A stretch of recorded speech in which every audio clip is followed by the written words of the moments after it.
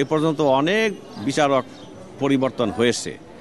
এটা একটি মামলায় এত বিচারক পরিবর্তনের ঘটনা বাংলাদেশে তো নয়, উপমহাদেশে আছে বলে আমার জানা নেই। এইটা কেন সংশ্লিষ্ট কর্তৃপক্ষ করলো ওনারাই তার পরিষ্কার ব্যাখ্যা দিতে পারবেন। তবে আমি মনে করি এ ধরনের ঘটনা, এই রায়ের পূর্ব মুহূর্তে বিচারক পরিবর্তনের ঘটনা বিরল ঘটনা। আবার ওনাকে নতুন করে যুক্তিতর্ক শুনানি করতে হচ্ছে, তাতে বিচারিক প্রক্রিয়া বিলম্বিত হচ্ছে। তো এটা তো 1-2 দিনের ব্যাপার। 17, 18, 19 বছর যাবতই তো বিচারিক কার্যক্রম চলছে।